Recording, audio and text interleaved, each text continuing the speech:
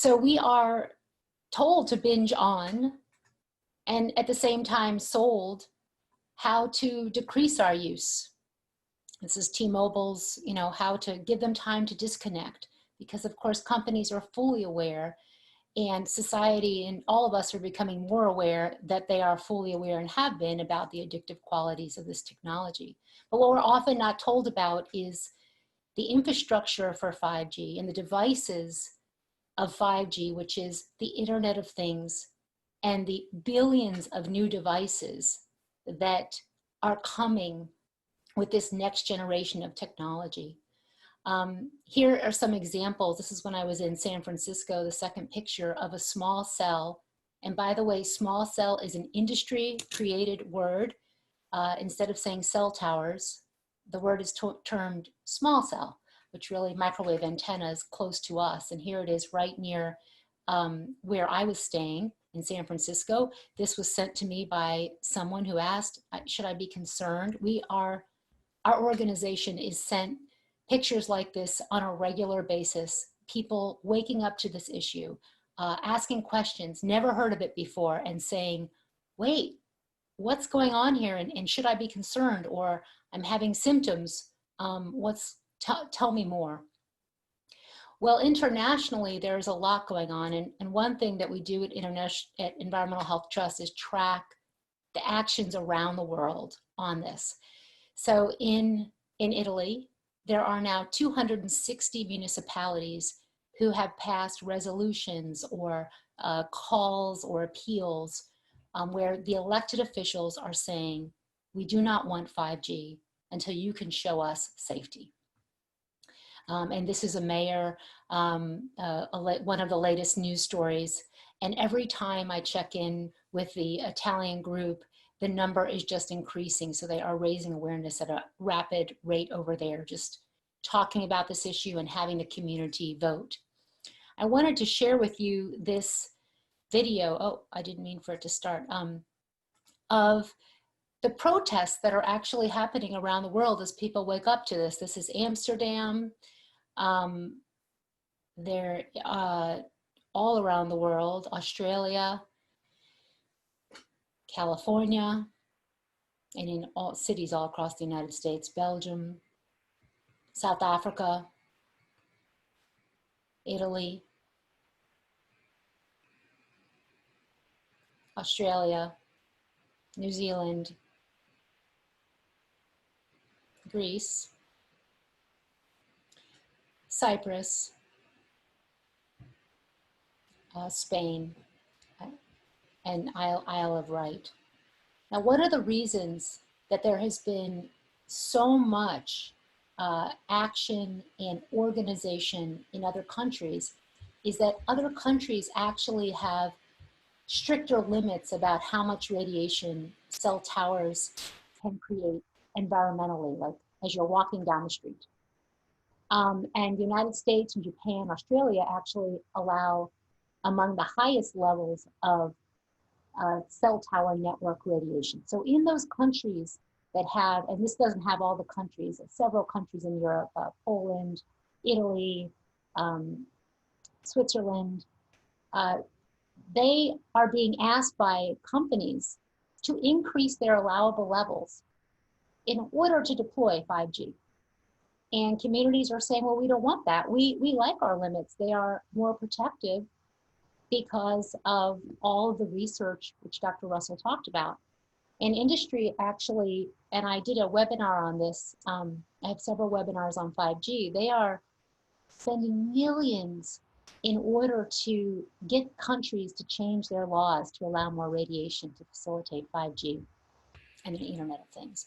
This is Juhi Chawla. She is an actress and also raises social awareness on this issue in India. And she received the Indira Gandhi Memorial Award for her work in raising awareness about cell tower radiation. And I'm just gonna play literally 5 seconds because I hope that you will go and watch her full speech online. We wouldn't want that 20 years down the line, we have an entire population of young children, young adults, old, suffering from various health effects due to our negligence, our inaction, or our ignorance. And her story is that she looked outside her window and noticed there were all these antennas facing her flat, and started looking into it, and said, wait, something's got to be done. And because she's a public figure, actually she was able to get those antennas down pretty quickly because of all the press that she received. However, that is of course not the case in many communities. So I just wanted to briefly, I talked somewhat about this, but there, in addition to Italy, there are cities in California, which I know Ellie is going to talk about, connecting with those organizations, who have passed ordinances to restrict where these shorter cell towers go to protect neighborhoods. There are many countries like where they're halting the 5G rollout, like Slovenia. We just heard Nigeria, Brussels, Belgium, where they're saying first we want to do, we need to know about the safety first. Now, unfortunately, in some of those countries, that becomes a charade where there are reports done by industry connected groups that say there is no proof of established harm. It is not proven that it is harmful, even though all of these studies exist. And even though there are hundreds of scientists calling to halt the rollout. And so on, United Kingdom, Ireland, we have a page on our website to track as much as possible who's doing what, where we have different countries and what's happening around the world. And I've given talks on this, and I would love to, you can find some of it online, but it's not just about the radiation exposure, because pollution and environmental destruction and disregard for human and environmental rights is happening at every stage of the life cycle of a digital device. I mean, everything from the conflict in the minerals, the raw minerals used in our devices, to the worker conditions. I don't know if you can see in that picture, those are the suicide nets put up at Foxconn because of and they were making parts for Apple because of the inhumane working conditions within the building. Toxins in manufacturing. There's a movie called Complicit that talks about the poisoning of these young workers with the chemicals that are washing the parts. Of course, addiction and radiation exposure to the users of the devices. And then there's the lack of recycling, which is actually informal recycling practices are polluting communities with the lead, and the other toxic minerals, and then of course the e-waste. This is an environmental justice issue with disproportionate impacts. Communities who are exposed to higher concentrations of air, food, water pollutants at work, home, and school are going to have different impacts. There's research showing synergistic effects where you combine electromagnetic fields with a toxic exposure. The outcome is much higher than if it was just the known toxin.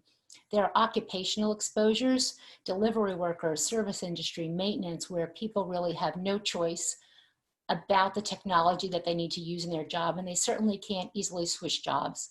And there's a lack of awareness, not being informed, and a lack of accessible and safe alternatives to this technology that are available. And of course, the financial issue, it costs money to buy some of the things you might need, like an adapter, like Ethernet cords, all of these things which are, some of us take for granted, but limit the ability of people to address this in their homes.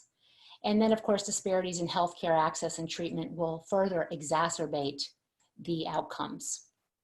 I wanted to show you, however, what French Polynesia is doing. They educate their community. Here is a 30-second video they have with the different sources of electromagnetic fields in the home.